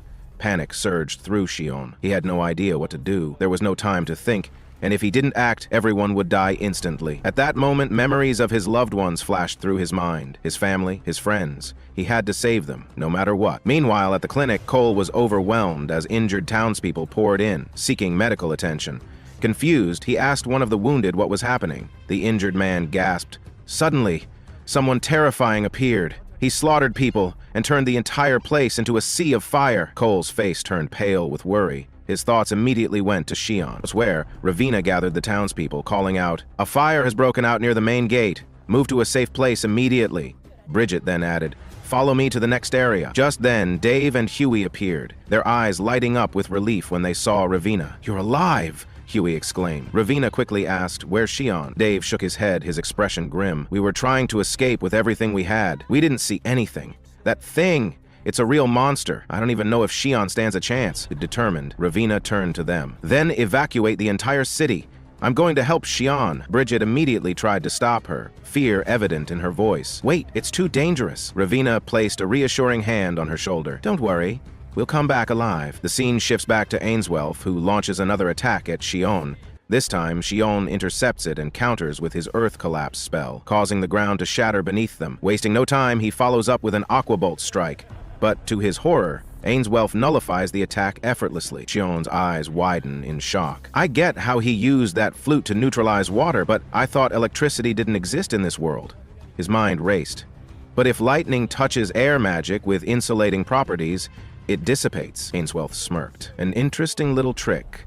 But all magic has opposing properties. That includes the water and lightning you just used." He tilted his head, unimpressed. "I'll admit, you figured this out on your own, But what you've achieved is just the most basic foundation. For us, at least. His gaze darkened as he continued. And it seems you can't even conjure fire or lightning without those tools of yours. You're just a beginner. If you want to win, you need to understand the deeper logic behind the elements. A wicked grin spread across his face. Your little show was entertaining, but it ends now. Just then, Grass charges in and attacks Ainswelf, but Ainswelf strikes him with magic, sending Grass flying. Just then, Shion's father charges in, slashing at Ainswelf with his sword. The demon's expression darkens with rage. "Do you really think a mere human weapon can kill me?" Ainswelf sneers. Shion clenches his fists, speaking to himself. "I couldn't even cure my sister's illness. But even if I die here, no matter what, I have to kill this monster." Ainswelf chuckles, clearly amused. "You're truly fascinating. Even in this state, you're still searching for a way to defeat me. You're suppressing your fear, and your eyes tell me you're ready to fight. As expected from the bloodline of Likre, I suppose." His smirk widens. "That fighting spirit, that resilience. Your strength isn't bad." He suddenly extends his hand towards Shion. "I'll make you my servant. My followers gain long life and immense power. Of course, you'll lose all sense of self and become nothing more than my puppet." Before Shion can react, Ainswelf grabs him by the throat, lifting him effortlessly. "Don't be afraid. This will all be over quickly, without pain." Then he sinks his fangs into Shion's neck. Shion's body tenses. His strength fades. He can't fight back. Is this the end? But suddenly, something unexpected happens. Ainswelf recoils, eyes wide in shock. His body trembles as he gasps, "The blessing of the fairies? Those cursed traitors. They still dare to interfere?" He staggers backward, clutching his chest. "This tainted blood, it's spreading inside me." Ainswelf roars in fury, attempting to summon his magic to kill Shion once and for all. But then, Ravina arrives just in time. Ainswelf's power weakens. Seizing the opportunity, Shion and the others attack. With the last of his strength, Shion unleashes his magic, striking Ainswelf with everything he has. The final blow lands. Ainswelf lets out a monstrous scream, and finally falls, defeated. Shion, breathing heavily, stares at the fallen demon. "He was so strong," he mutters. He clenches his fists. "That's why I never bothered to search deeper into magic, no matter how much you try to understand it." He exhales, exhausted. "In the end, if you unleash magic energy onto flame magic, horrible things happen." His body sways. He's completely drained. "I have no magic left. I can't keep going." A faint smile forms on his lips. "It looks like we get to live another day, and knowing that is enough. I'll see my sister again." And with that, Shion collapses, unconscious. And so, today's episode comes to an end. Stay tuned for the next episodes. If you enjoyed the video, don't forget to subscribe and turn on notifications so you don't miss any updates. Our episode today begins with Shion having a very intense nightmare. He wakes up gasping for air, shaken by the terrifying dream. His mother rushes to him, embracing him tightly. "My dear, what scared you?" she asks, relief washing over her face. "But I'm so happy you finally opened your eyes. You've been unconscious for over 2 days, as if you were in a deep coma." Shion realizes that his supernatural abilities must have been the cause. Soon after, his friend, the doctor, arrives to examine him. "He's completely fine," the doctor reassures his mother. "He was just unconscious for a long time, sleeping the entire time." Not long after, Mr. Gorst and Shion's father come to check on him as well. They express their relief that he's okay. Then his father sits beside him and starts explaining what happened. "When you left the village of Froma, the Wraiths appeared that same day," he says. "The Wraiths, those evil creatures, had emerged, but thankfully we arrived just in time." Shion recalls something about his father, how he had lost his hands in battle. "This just proves that unity is strength," his father continues. "If we hadn't stood together, we never would have defeated them. And above all, we owe it to you, Shion. Your incredible power is what led us to victory." As Shion asks about everyone's condition, the doctor responds, "Nerina and Brigitte only suffered minor injuries. As for Marie, she's completely fine, thank goodness. But during the 3 days you were unconscious, the damage was devastating. The number of casualties reached around 420 people. Shion is deeply saddened, but the doctor reassures him. "Don't blame yourself, my friend," he says. "Without you, the entire city could have been doomed. You should be proud of what you achieved. You managed to defeat that cursed demon." At that moment, something strange happens. An intense energy radiates from Shion. A brilliant light of power bursts from him, shocking everyone in the room. Then, just as suddenly, it fades away. Shion turns to his father. "I want to see my sister," he says. They take him to her, and he examines her carefully. Determined to heal her, he refuses to give up. "Every illness has a cure," he mutters. Then he realizes something. His power has increased exponentially. The energy surge earlier wasn't random, it was his true strength awakening. He focuses his power and directs it toward her, almost like an electromagnetic force. Seconds pass, then more, and suddenly, Mari's fingers twitch. She mumbles faintly. Shion keeps counting, waiting anxiously. More time passes, and finally, Mari fully regains her energy. Tears stream down her face as she speaks for the first time in over 3 years. For years, she had been suffering from extreme lethargy. Silent, unmoving, almost lifeless. And now, she speaks. Everyone bursts into tears. Shion cries as well. What he had just accomplished was nothing short of a miracle. A week passes, and Shion, alongside Dr. Cole, successfully heals all those suffering from lethargy and hysteria. Many people express their deep gratitude for what he has done. Then, Shion, along with his father, mother, and Gratos, goes to meet the king. The king greets him with a smile. "Congratulations, Shion. You are very intelligent, so I'm sure you've noticed certain things. I'm here to answer all your questions." Shion's first question is direct. "Who am I?" he asks. "I've become obsessed with something unknown called magic. It just came out of nowhere. My father accepted it too easily, too quickly. Mr. Grast almost exposed my truth, but my father silenced him. And you, Your Majesty, you listened to me when I spoke about the lethargy disease and the wraiths, even though I was just a child at the time. I never used magic in front of you, yet you believed me without any doubt. As if you already knew that magic existed." The king stays silent for a moment before turning to Shion's parents. "Sir Gawain, Lady Emma, do I have your permission to reveal the truth?" His father sighs. "It's fine, we can't keep it from him any longer." The king then speaks. "Shion, you are a descendant of the Ligri." He begins to tell the truth about the Ligrith people, how they once stood beside humanity 1,000 years ago. They were fierce warriors who fought valiantly in the war against the demons. With their crimson hair and red eyes, they wielded a strange power known as sorcery. 1,000 years ago, the Ligri sealed away the demons, the king continues. But in doing so, the demons cursed them with a deadly plague. It wiped them out completely, or so we thought. But everything changed 12 years ago, right here in the royal capital, Hurstia. Shion listens, his heart pounding. A woman appeared before Queen Luguso, carrying a child. She claimed the boy was a descendant of the Lijairiki, the only light capable of saving the world. She begged the queen to raise and guide him, or humanity would surely fall. The queen, however, was not convinced. If this child truly carried the blood of the Ligri, then he could be a danger in the future. So, instead of raising him herself, she entrusted him to her 2 old friends, Sir Gawain and Lady Emma. Shion turns to his parents. "Did my sister know the truth about me?" His father shakes his head. "We deliberately never told her. She knows nothing. To us, you were our son, and we raised you as such. We are so sorry, Shion," his mother says. "We should have told you sooner." Shion lets out a small, sad chuckle. "I already knew. I overheard you and father arguing about it once." He smiles softly, but honestly. "It doesn't matter. Even if we're not connected by blood, you are my parents. I love you both." Then, Shion realizes something. If the Ligri people were truly wiped out, yet many know about them, some might try to use me for their own evil purposes. You were protecting me from those people all this time, weren't you? Everything suddenly makes sense. Why his father was always so strict about forbidding him from magical research in the beginning. Finally, Shion turns to Gratos with a piercing gaze. "I know you can use supernatural abilities because you're a Ligri. But tell me, how do you know so much more than everyone else?" Shion freezes in place, falling silent. 1,000 thoughts run through his mind. Should I tell them the truth? That I was reborn? That I came from another world? But at the last moment, he hesitates. Instead, he sighs and says, "I don't know. Maybe the woman who brought me here knows more about my past." Lord Balf nods. "You will soon receive an invitation from the queen." Later, Shion returns home to check on his sister. As soon as he enters, she looks at him with teary eyes. "I was so scared," she whispers. "Hold my hand, so I know this is real." She grips his hand tightly. "I was trapped in the darkness for so long, unable to move, unable to do anything.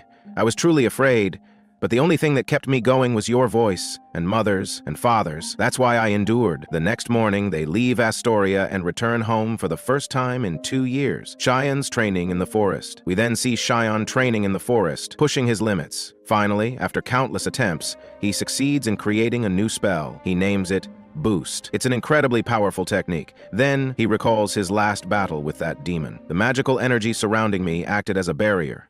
absorbing the impact. Realization strikes him. His magic can form a shield. If he combines boost with shield, he can increase his power while protecting himself at the same time. Departure to the capital. The next morning, Shion stands with his family ready to leave. The queen's invitation has arrived. Everyone gathers to see him off. "Thank you all," he says, "for always standing by me in my hardest moments." His friends try to reassure him. "Don't be sad," his childhood friend says with a smile.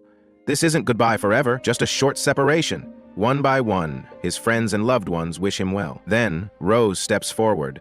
"Let me come with you," she pleads. Shion shakes his head. "I won't be gone long. Besides, I need you to stay and take care of my sister." Finally, he turns to his sister, and they embrace with tears in their eyes. "When I get better, I'll come find you," she promises. As he steps outside, he finds an entire military unit waiting for him. Commander Goth Vals approaches. "We will escort you to the capital," the commander announces. At the last moment, Ravenna decides to join him. She climbs into the carriage beside him. Then Maria rushes forward and presses a pendant into his hand. "Take this, so you won't feel alone," she says softly. Shion takes the pendant, wears it, and for the first time in a long while, he cries. Maria smiles through her tears. "I believe in you, Shion. I know you'll save so many innocent lives." The carriage begins moving. Shion watches as his family and friends wave goodbye, disappearing into the distance. And so, this anime comes to an end. For more anime summaries, make sure to subscribe to the channel and turn on notifications to never miss a new video.